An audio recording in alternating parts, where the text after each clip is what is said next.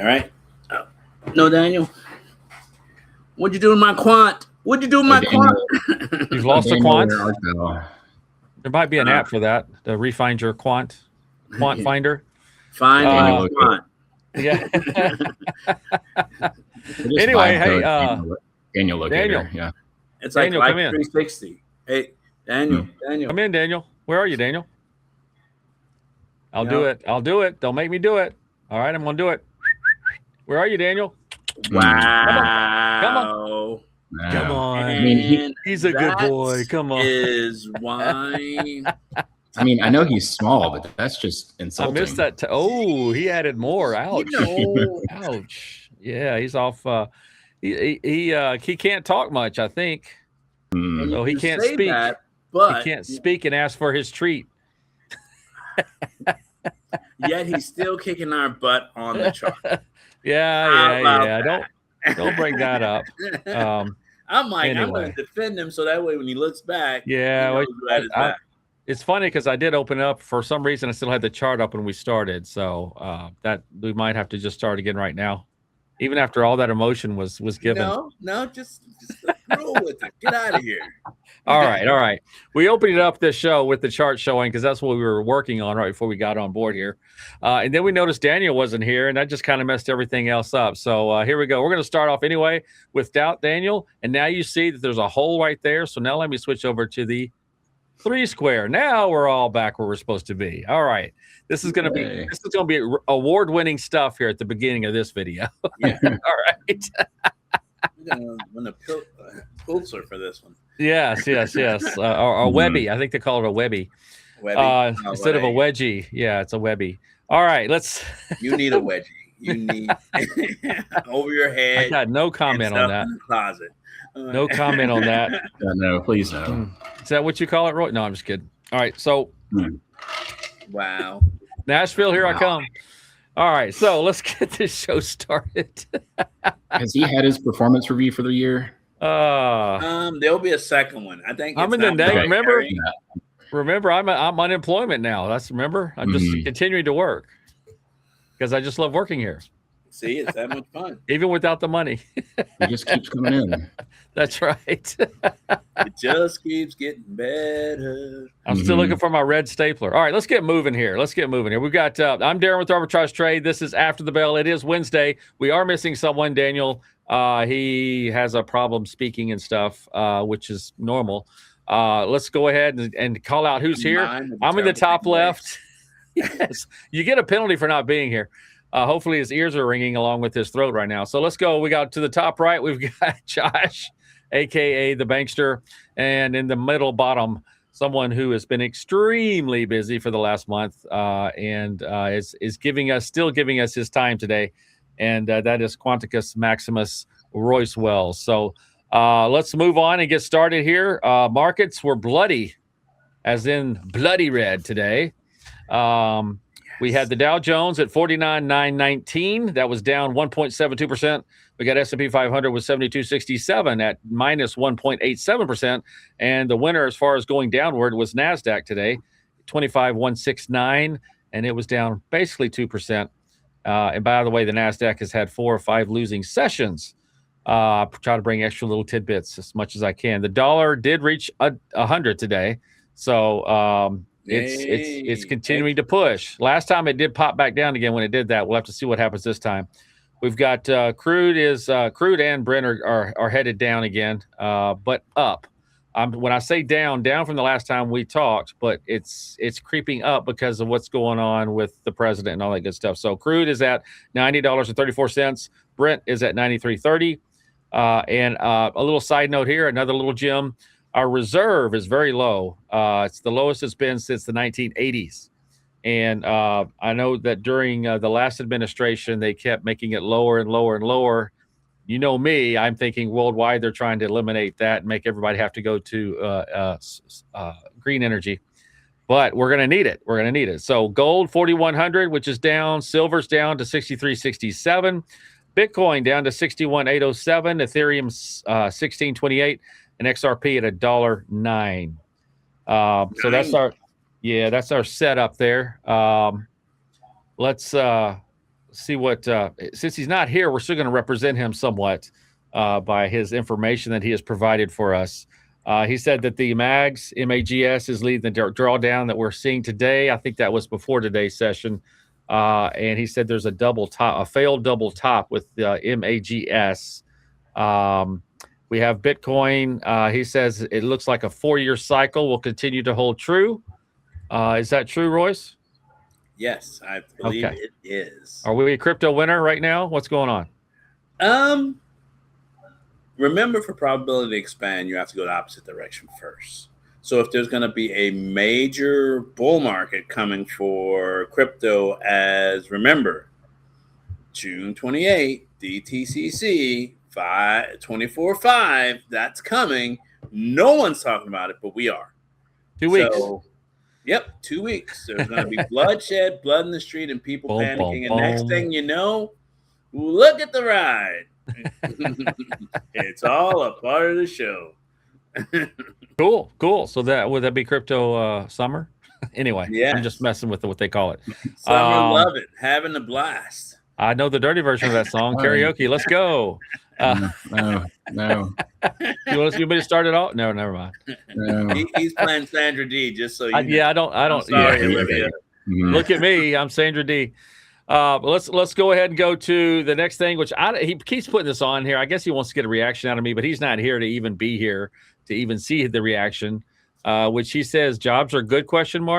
And you know what I always say about that. I mean, it's whatever they say it is, which it isn't. And anyway, here's what they reported. ADP reported 122,000 jobs in May, which is more than forecasted. Of course, they have a very low forecast. So that they can say that, we've got labor. Let's see, what else did he say? Labor stats reported 172,000 jobs, more than double the 80K expected. Again, low hurdle given by whoever's putting these out there, just so they can make it a positive statement when it comes out. If you believe that. I do. Okay. All right. Most is coming from the service industry, which is what happens this time of year. As the service industry goes up because of restaurants and people taking trips, and they hire more people for the summer for what a lot of the service industry is. So blah, blah, blah.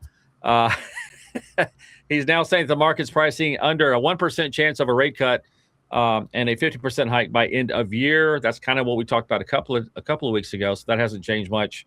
And then inflation at 3.8%, 3-year high.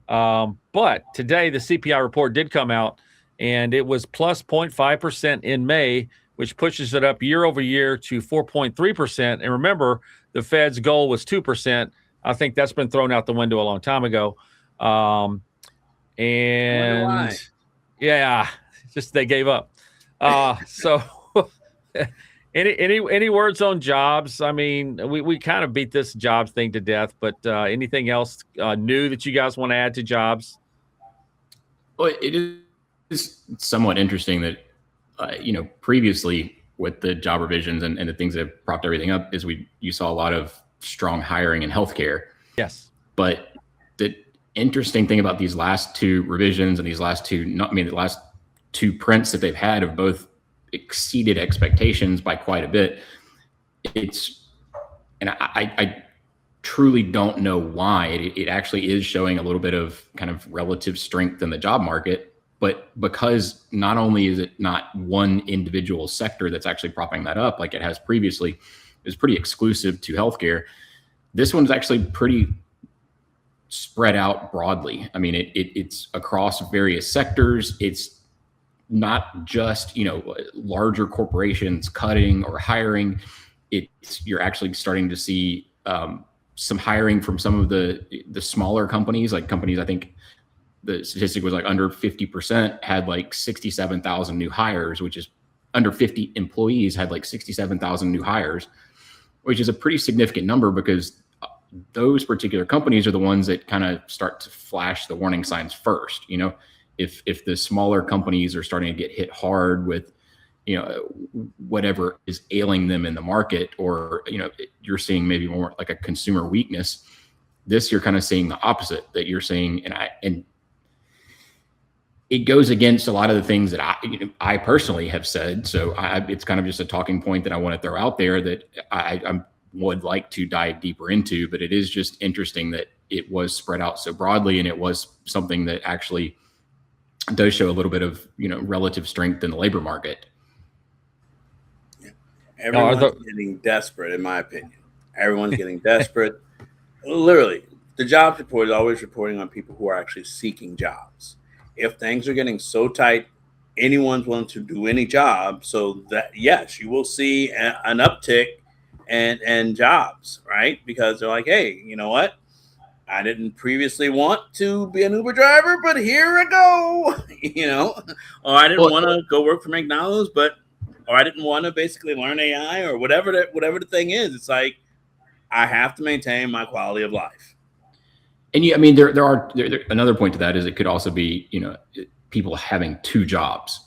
Yeah. If you get the hiring, people are actually having, side gigs and gig work and things like that to actually keep their head above water. So you're going to get that. But there's also another aspect of it that is starting to get reported recently. We've hit on it a couple of times over the past few months, but it's the fact that people are realizing that it's actually more expensive to use AI than it is to just have the freaking employees do the job. And so all of this AI displacement and replacement that they've been doing with all of these layoffs and things like that, there's been a lot of, oh boy, that was a bad idea. So you're getting another, the other flip side of it, you're getting some people that are getting hired back because they're realizing that it was just getting rid of employees because of AI is obviously it's not helping their bottom line as much as they thought it would. And AI is also getting more and more expensive to use because you're seeing subscription costs go up. The whole tokenization issues where people are, I even heard something about, I don't remember which company it was, but they were requiring companies to use, or requiring employees to use X number of tokens throughout the day. But then they're realizing that people are blowing through all of their tokens, and then they either don't have, the AI that they rely on, or they're blowing through the tokens to the extent of they don't, it is hurting their bottom line. It's cost prohibitive to actually have them use all of these tokens. So now there's this pushback of, oh, is AI really currently the revolution that we need? So I think things are kind of going back a little bit more to, I guess, common sense. But yeah, in fact, if you we actually had that in today's Spotify. As far as tokens, I asked Daniel to write up something about tokens, and it's in today's actually. You can go to Spotify and search for Arbitrage Trades and see the blog that we have. But it discusses the tokens and how expensive they were. And the price is starting to come down, just like any technology. It's finally starting to come down, but it's still, that's what the cost is. That's making people question how much is being spent for that. And it's almost like that token is words, and words is like the new equity, if you will, because it's how many words are being used and how much research is being done per question. And then you're paying for all that. So like you're saying, those companies are trying to gate it and say, look, you can't go over X amount per day, meaning X amount of words and X amount of questions, et cetera, per day on AI until the tokens keep coming down. So right now we're waiting for that cost of the tokens to come down. That seems crazy to me. Yeah, it does. But you can learn more about it if you look at today's blog. We did a whole thing on it. Maybe I should put it out there just as a thing and it's by itself, because I know a lot of people are asking, why is this costing so much? And that's what it is. It's the tokens. I've seen them on Lovable. I've seen them on a couple of the development, Bolt.new and all these other, not affiliated, not sponsoring. But yeah, I've seen tokens, but I didn't realize that became that much of a thing. That I think that's just their way of gating their resources. It could be, yeah, absolutely. I mean, you get what the news is that's put out there, and then what the real news is behind the scenes. I mean, that's kind of what we talk about every week, no matter what it is. So let's move on to SpaceX IPO. I mean, that's the big thing that's taking all the air from everything over the next 2 days. And the buildup has been, are people taking money out so that they can put money into this IPO? Is that why you have retail coming out of? That's all conjecture, sir. Yeah, exactly. That's why I say I'm not saying it's the case. I'm just saying that's what's being said. SpaceX is this Friday. Let me get that information up, which I pulled up here. All right. It's a fixed price of 135 because that's what Elon Musk said he wanted, specifically for retail. I believe they get 35% of the shares up front. I doubt they really are, and nobody's ever going to say, yeah, retail actually got 35%. They plan to sell 555 million shares, raising 75 billion. The SPCX, by the way, is the actual ticker, if you want to know. First day trading is Friday, and it's already, they're saying, I mean, you're getting various reports about how over subscribed it is. The small I've heard is anywhere from 2 to 4 times, but I'm hearing 10 times is possible oversubscribed. So we'll have to see Friday what happens. Any predictions there from you guys? Yep, I got tons. 200. Oh, okay. Well, do you want me? I'll gladly go. Might as well. Might as well, am I right? So, like with any IPO, I'm expecting that profit sharing to immediately happen. A company only goes public is when they're raising money. You're literally making the public your line of credit. So if you're pinning at 135, obviously there must be something that he's trying to buy at 135, right? So I think there'll be an initial dip, but overall, people will discover that's what price discovery is, right? Where it's fair to buy, and then they'll have a second raise. I mean, they'll glean off the first, and then wait for the second rise and do it again. So pop, drop, and then pop back up again. Yeah, just unlock it. I was waiting for that. I really was. Let me get up and do that dance. No, I won't. No. Because I got to learn it anyway. Remember I told you that job security? Yeah. That would definitely sabotage it. Are you not entertained? And Daniel made a point to put in there about with day trading limits gone, that could help retail with the pop and help pop it up at the beginning. If retail actually took time to actually investigate which brokers were actually allowing them to get in, the banks get in and the investment houses get in early, that retail had a way to get in early this time, which normally it's really tough. So I think it'll at least double coming out of the gate to 270, and then it might come back down again. We'll see. In the history of IPOs, which one has ever out the gate doubled? I know. I've watched a lot of them. I've laughed at a lot of them and said, look, it's going down at the beginning. So in this case, I'm Perma-Bear. No offense. Oh, we have a Perma-Bear. I am like, I was going to say the same thing Royce was, just in a different way. Like because we didn't get the price discovery that we traditionally get with an IPO, where you have, right. You've got essentially banks that are going and looking at the numbers and seeing what the books actually have to say and what your actual value is supposed to be. Instead, right. Elon came out and said, this is the price that we're offering. This is the share price. This is our valuation. Take it or leave it. We're still going public. And I think that we are going to see actual price discovery play out in real time. And you might get a little bit of a pop, but doubling is, I mean, I would eat my hat if that thing actually doubles in price. Oh, this is being recorded. I mean, that's Josh. fine. So what's your price? What's the top? Where's it going to top out? 150. Okay. Maybe 175. You might get a candle touch 175. Right. But I think you're going to get a handful of people that are going to get in first, because they're looking at it from a 10-year picture. Like, I might get, I'm just going to get in, I'm going to buy it 10 years from now. I might lose 20-30%, but I'm in and I'm done and we're good. And then you're going to see actual price discovery start to play out in real time. And there's actually, the other reason is because there's a pretty, especially for a mega cap IPO like this, there's actually a pretty significant offering to retail. Like there's, I think it's like 30% of the float's actually going to get is going to retail, which is relatively unusual.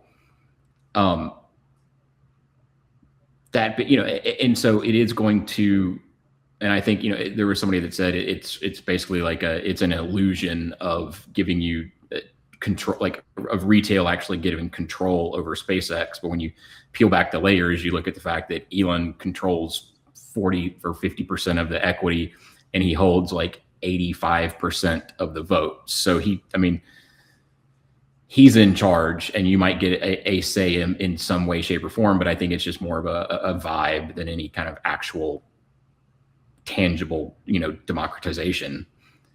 Didn't he give employees 4,000 employees or something stock to go into this with? Or I feel like there was a benefit that they were given shares. I'd have to go back and look at that again. But either way, there was some articles about how the people in the kitchen are going to make a lot of money off of this. They have, and but they have a lockout period of 15 days, I think. The 15? Okay.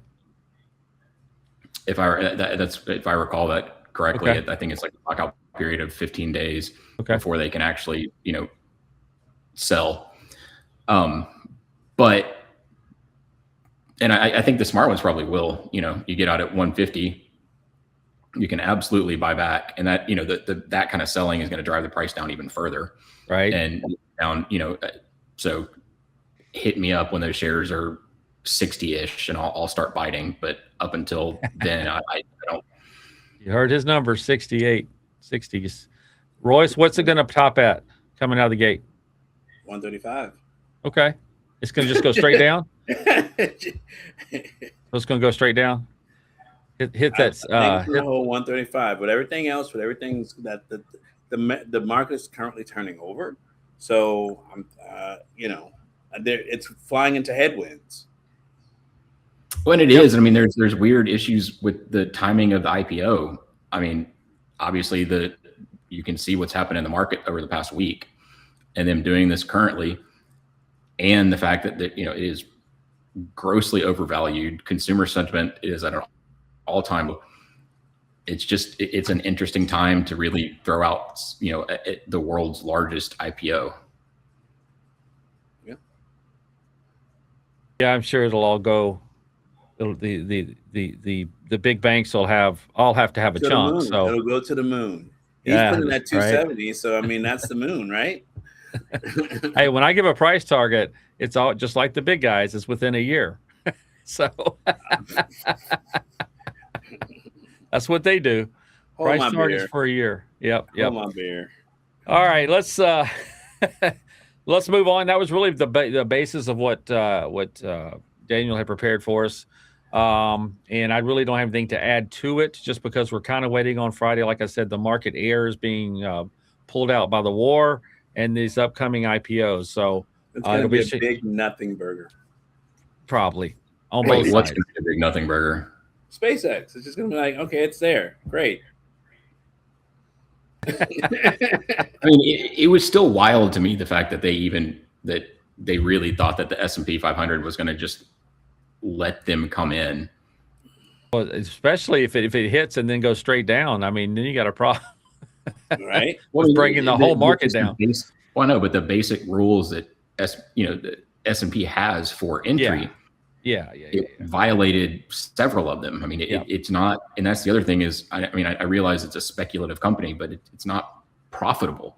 You know, sure, they have government contracts and they've got basically the replacement for NASA, and they're way ahead of the curve on the reusable rockets and everything like that.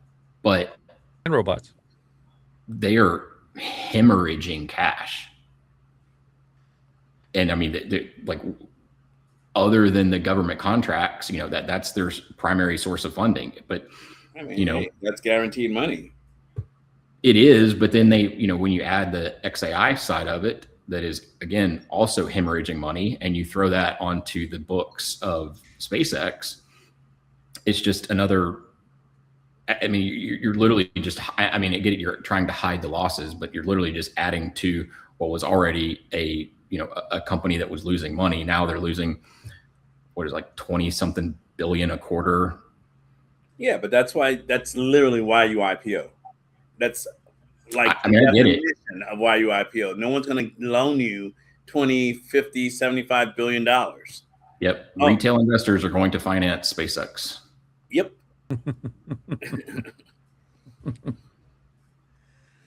All right, guys, let's move on to it'll be fun to see. Friday we'll be talking about it in our offices at the water coolers, what it opens up at, and it'll be fun to see CNBC get all moist in the morning time waiting for that IPO to release, just to see how sugary they get. Although I don't think they like Elon too much, but we'll see. Let's go to we have a chart here that we had up at the beginning. Of course, he blocked off time for this segment. What do you mean? Right? What do you mean? He's like, no. We haven't talked enough yet. Let's move on to the important stuff. No. We have. We've talked everything. We've talked about everything. Hey, and all right. I have an expiration, so y'all know. Exactly. That's what I'm trying to get to here. So, Royce, you've got. I see you try to pull up SPCX. Did you have any other type of chart you wanted to share before we get to the scoreboard? No, let's go to the scoreboard. Okay. Let's go to the scoreboard. Here we go, and I've got it up now. So, the only thing you're really concerned about here, for anybody that's watching, is the light blue.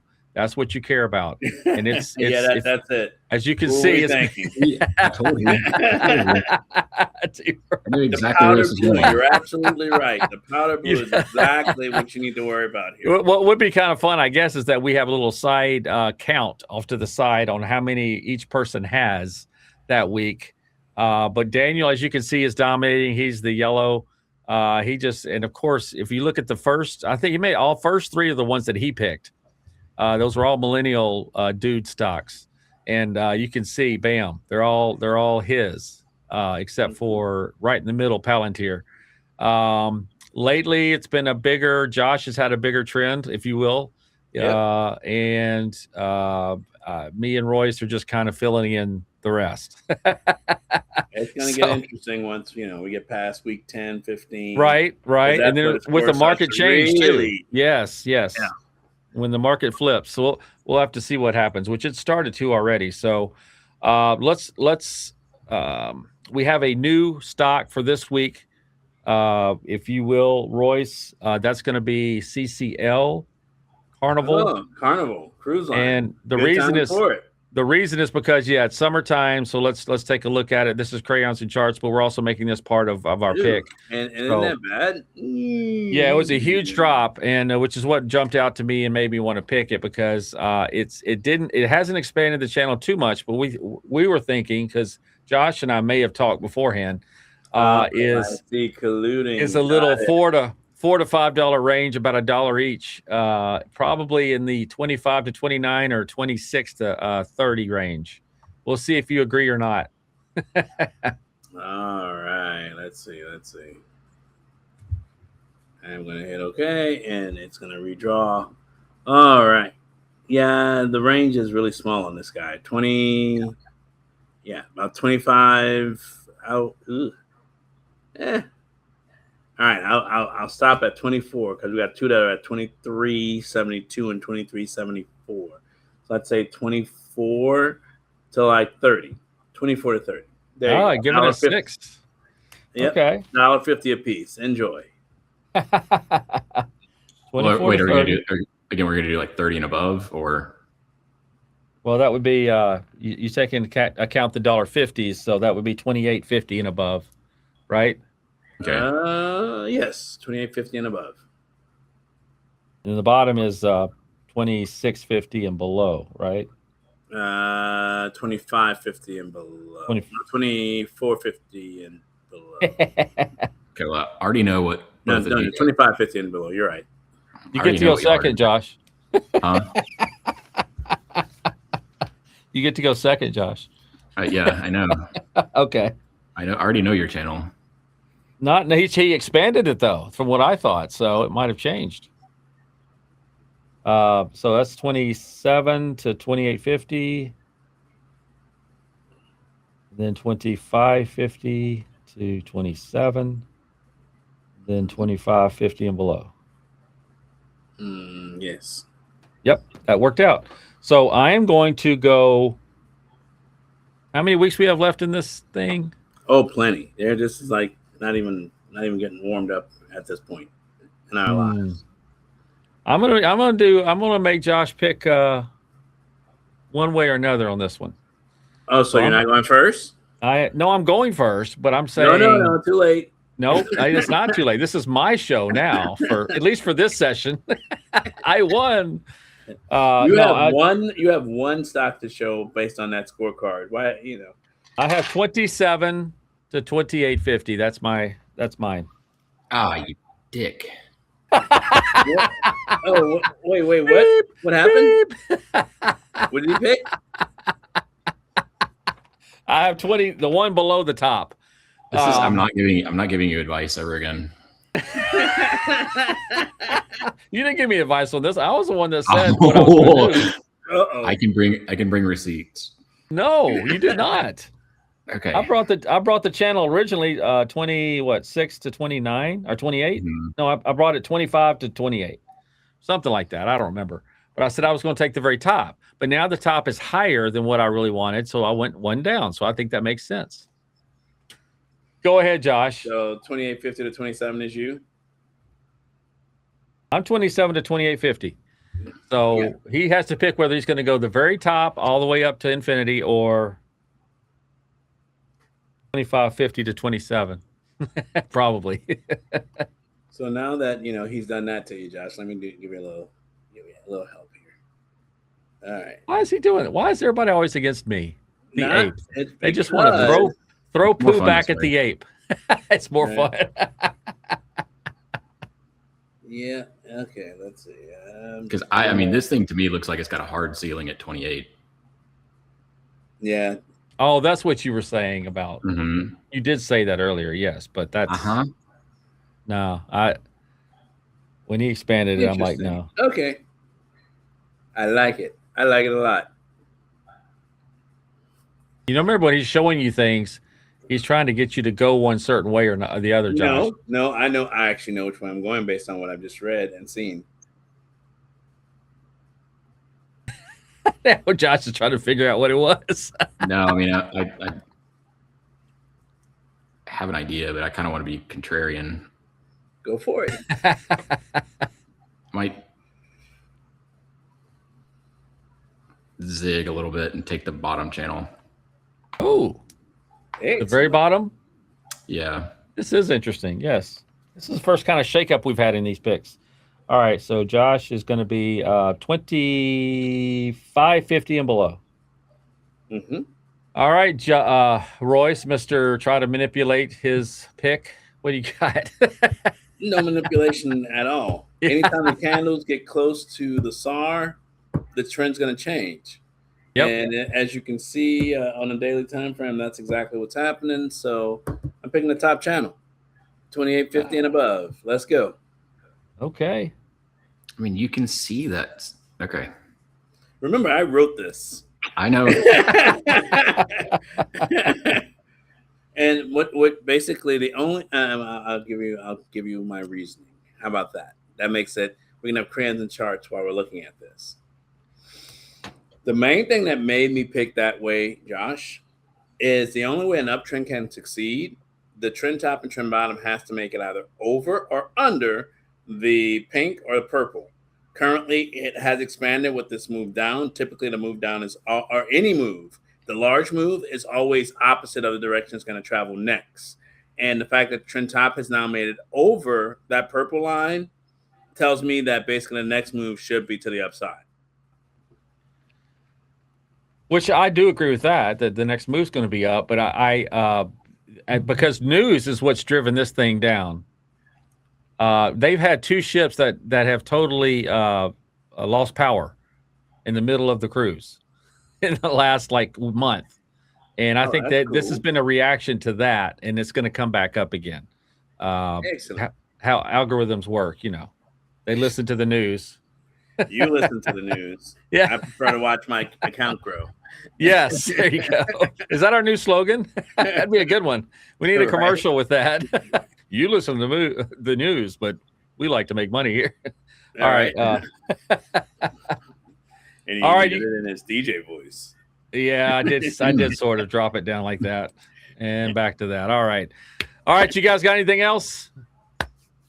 Nope. I think we've hit everything that's really happening. I do think there might be a lot of news next week. We'll see the fallout from the SpaceX, a fallout from either if we're full scale war with horrible pun. Full scale fallout. Full scale with Iran and Trump said he's threatening that he's gonna keep pounding them hard. Yeah. If they continue doing what they're doing, and stopping the strait and everything else. So there's so much that could happen between now and then, and to see if this losing streak on the markets continues, and then how make sure you watch the seminar next Sunday. I got some more for you. I will not on Sunday. I will be vacating, but yes, I will pick it up. It'll come up on my reels though. I'll see it. This has been happening for about 3 weeks, right? You should go see the seminar. Bear market declared 3 weeks ago. Oh yeah, I did see that. Yeah. Yes. So no surprises here. Arbitrage, we make money. Hey, not excuses. All right, guys. If you're right, no excuse. If I make it back from Nashville, I'll see you guys next Wednesday. If I don't just stay there. You might. Well, hopefully we'll get Daniel back in as well, and we'll have a foursome next Wednesday. All right, that's enough. That's enough. Let's stop this thing. Bye. What just happened? You were silent.